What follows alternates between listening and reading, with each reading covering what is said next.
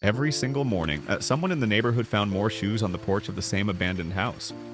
Old sneakers, mud-covered boots, children's shoes, always different, always carefully placed beside the front door. At first, people thought it was some kind of prank. Teenagers messing around at night. Maybe homeless people searching through trash. But then, one evening, a delivery driver finally saw who was leaving them there. An old stray dog. Thin, golden brown fur. Walking slowly through the rain with a single worn-out sneaker in his mouth.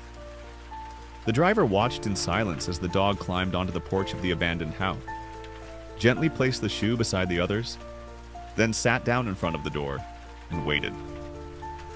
The story spread through the neighborhood almost immediately after that, because people had seen stray dogs steal food before, or garbage. But shoes? And always the same house? That part disturbed people. The next morning, several neighbors walked over to see it themselves, and standing there beside the porch, people realized something unsettling. There weren't just a few shoes anymore, there were dozens, work boots, running shoes, tiny children's sneakers, old slippers, all arranged carefully in rows beside the front door like someone had organized them on purpose. And somehow, the old dog kept bringing more every night. Rain didn't stop him. Cold weather didn't stop him. Nothing did. Even stranger, the dog never entered the house. Not once.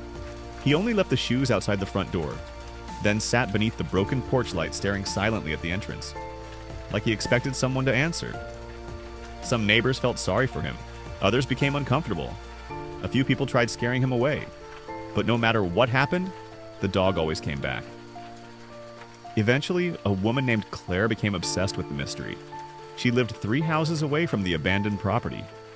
At first, she only watched the dog from her bedroom window late at night.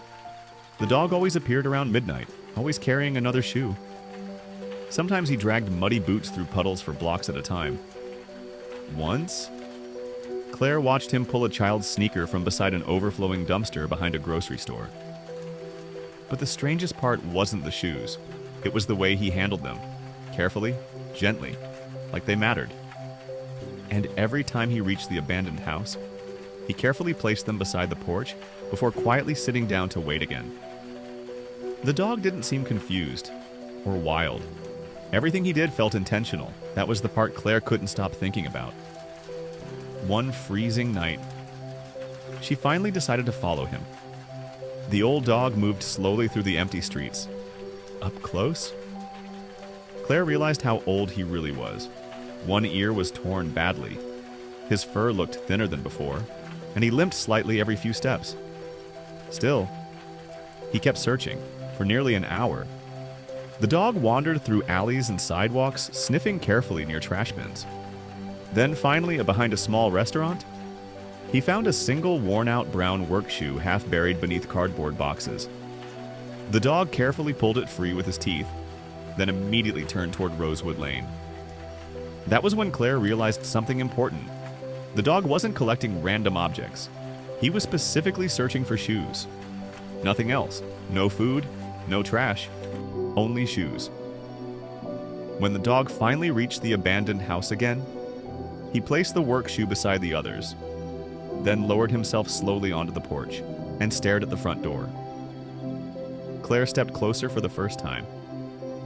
There had to be nearly 40 pairs now, all different sizes, all different ages. But suddenly, Claire noticed something she somehow missed before. Every pair looked heavily worn, used for years. None of them looked new. The realization made her stomach tighten. The next afternoon, Claire visited the local library hoping to learn who once lived there. The abandoned house was old, much older than the surrounding neighborhood. Eventually, an elderly librarian recognized the address immediately. "Oh," the woman said softly. That house belonged to Mr. Bennett. Apparently, Mr. Bennett had repaired shoes for nearly 40 years. People from all over town brought damaged shoes to him, construction boots, children's sneakers, wedding heels. Didn't matter. He repaired them all. But according to the librarian, Mr. Bennett was mostly known for something else. Every evening after work, he fed stray dogs on his porch. Over time, one stray dog stayed permanently. an older golden-colored dog that followed him everywhere. Claire felt chills crawl down her arms immediately. The librarian smiled sadly. People used to joke that the dog loved him more than people. Then her expression changed. After Mr. Bennett died, she continued quietly, the dog disappeared too. Claire sat frozen for several seconds, because suddenly, everything started making horrible sense. That evening, she returned to Rosewood Lane before sunset. The old dog was already there, curled beside the porch, surrounded by shoes, waiting. For the first time, Claire slowly walked onto the property herself. The house looked frozen in time. Dust covered the windows.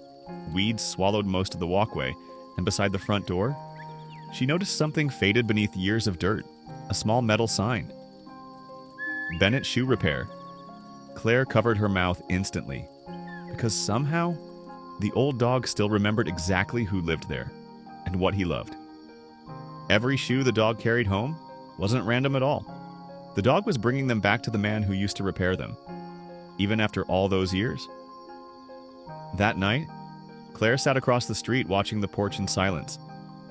Sometime after midnight, the old dog slowly stood again.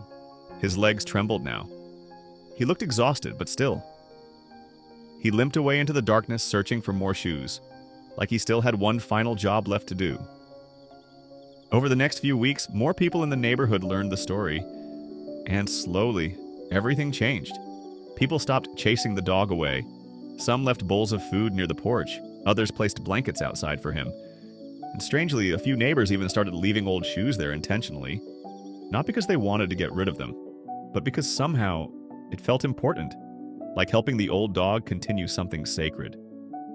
Then one morning, Claire found the dog lying beside the porch, barely moving. At first, she thought he was asleep. Then she noticed his breathing. Slow, weak. The old dog could barely lift his head anymore. Claire carefully sat beside him on the porch, and for the first time, the dog slowly rested his head against her leg, almost like he finally trusted someone. Animal rescue workers arrived later that afternoon, but every time they carried him toward the van, the dog tried turning back toward the house, toward the porch, toward the shoes, toward the door that never opened anymore. Eventually, Claire leaned close beside him and whispered softly, "You waited long enough. I'll stay now." And somehow, the old dog finally relaxed. The rescue center cleaned him up that night. For the first time in years, he slept indoors, warm, safe, fed. But according to the workers, the dog still became restless every night around midnight, like part of him still wanted to return to Rosewood Lane. Then, 1 week later, Claire did something nobody expected. She reopened the front porch herself. Not the entire house, just the porch. She cleaned away the weeds, fixed the broken porch light, and carefully lined up every pair of shoes exactly where the dog had placed them. Slowly, people from around the neighborhood started visiting. Some brought flowers, others brought old shoes with handwritten notes attached, stories, memories, messages for people they missed. And somehow, the abandoned porch became something else entirely. Not haunted, not sad, just remembered. The old dog visited one final time several weeks later. Claire carried him carefully onto the porch, wrapped in a blanket. The moment he saw the shoes again, his tail moved weakly against the blanket. Then slowly, the old dog rested beside the front door one last time. Calm, peaceful, home. He passed away quietly later that night, and even now, people in the neighborhood still leave old shoes on that porch sometimes. Not because of the shoemaker, not even because of the abandoned house, but because one loyal old dog spent years reminding everyone that love doesn't always forget where it belongs.